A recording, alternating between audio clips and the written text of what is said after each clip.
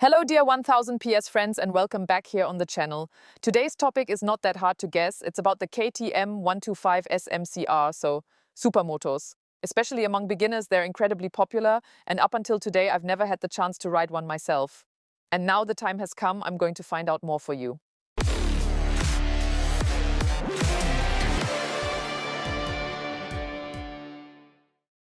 You're about to get all the riding impressions live from the saddle. A proper motovlog, I'd say.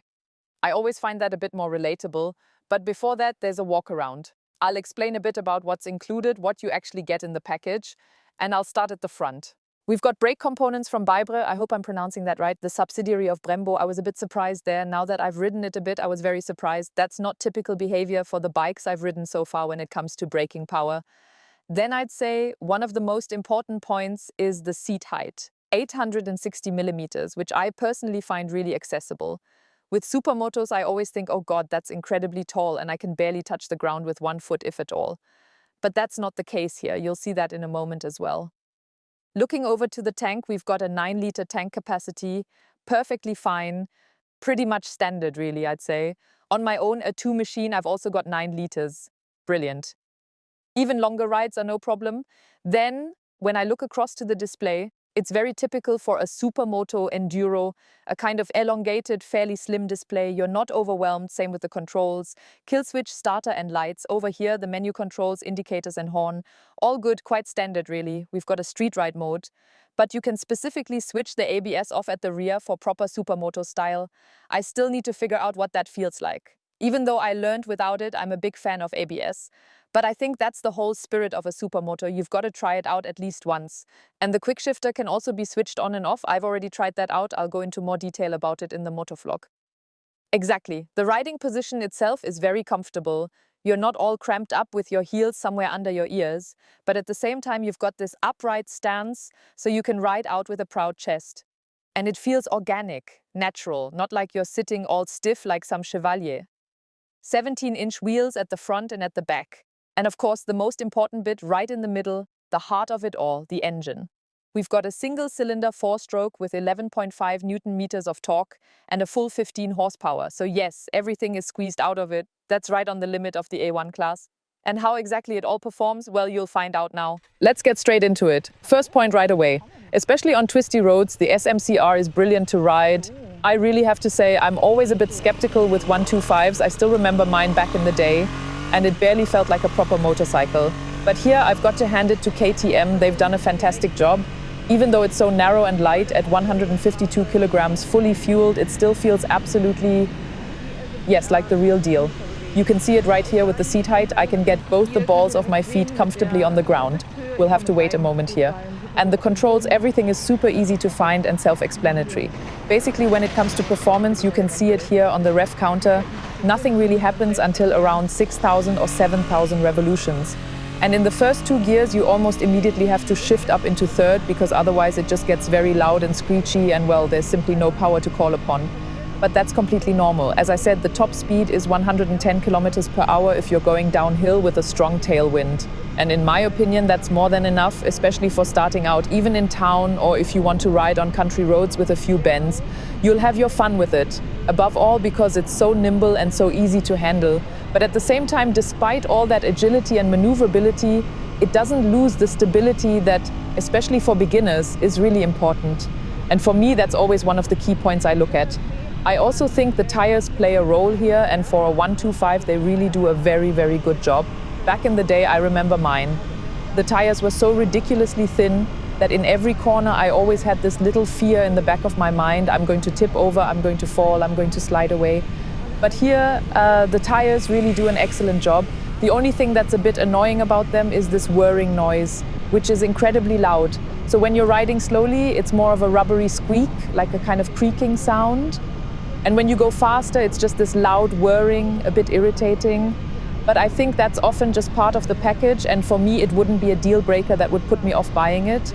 So I'm opening it up fully now. You can switch the camera angle, and that brings me straight to the next point, when I just braked.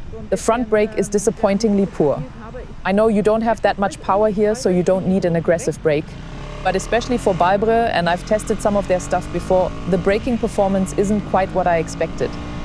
But like I mentioned earlier with the surprise, the rear brake is fantastic.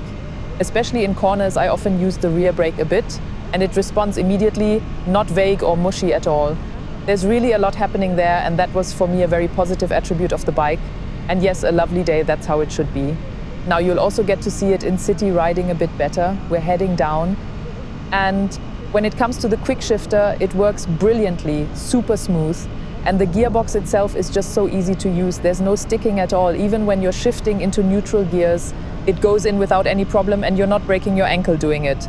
Right, when it comes to sound, a lot of beginners, a lot of younger riders, of course, always want a bike that sounds cool. And with a single cylinder, it's often, well, not that cool. But I've got to say, it's a real head turner, especially out on the country roads where we were filming. Loads of people were looking around at the bike. This orange and the overall lines of the motorcycle, I personally really like them. It's not exactly the typical image of what you expect from a Supermoto. And I think that's cool. I also reckon it'll appeal to a lot of younger riders because it still looks very sporty, but not like some ultra skinny thing with a rock hard seat. Let's take a closer look. No rock hard seat, nothing super wobbly. It's really just proper motorcycle feeling, but with that focus on an upright riding position and quite a sharp knee angle. Simply Supermoto. Exactly. And one last thing I noticed, the chain is really loud. You've got this constant whirring sound. I'll have to check, maybe we just didn't lube it properly. But actually it should be fine. So that's it for my first impressions, my first day with the SMC R. I hope you were able to take something from it, and you'll get the final verdict from me directly in the studio. See you, and bye-bye. I sat down and read through some rider reports afterwards, once I'd had the chance to gather my own experiences, and I compared them a bit to see whether what I felt matched up with what people were saying online. And it was very interesting. I'd say 90% of the feedback was exactly the same as what I'd already told you in the video, and that really pleased me. I can't have been too far off. But one thing people mentioned was that the front brake works really well, whereas as you saw, I had quite a different impression. That's where I'd personally like a bit more. Especially when you really squeeze hard, I get the feeling it slips in an unpleasant way and it just doesn't deliver what I'd expect. Maybe that's actually quite good for beginners or those getting back into riding, so you don't end up braking too aggressively and landing nose first on the ground. So yeah, let me know in the comments, have you had the same experience? And another thing I'm curious about, if any of you have actually ridden the bike or maybe even own one at home and you're a bit shorter, how do you get on with the riding position and the seat height? I think it's very accessible, I've already mentioned it before. And because the bike is fairly narrow and the step-through isn't that wide or tall, I think even when shifting your weight or stopping on one foot, you shouldn't have any major problems. As I said, leave it for me in the comments. To sum it up, when I think of a beginner's bike or an A1 bike, the KTM offers pretty much everything I'd want or hope for. It's agile, sporty, and looks fantastic. I know that's always a matter of taste, but it really is a head turner. And you still get that agility in the handling, plus the stability, that accessible feeling, and the trust in the bike. And it feels like a real motorcycle. It's not just buzzing around on a moped with everything feeling wobbly. It's genuinely a fully fledged, finely tuned motorcycle. And also the chassis components give great feedback, really letting you feel what's happening beneath you in the best possible way so you can keep learning. And with the rear ABS being switchable, typical Supermoto, I think anyone choosing this bike to get into the Supermoto segment can have their first goes at sliding into corners without the bike letting them down. And I think that sums it up pretty well.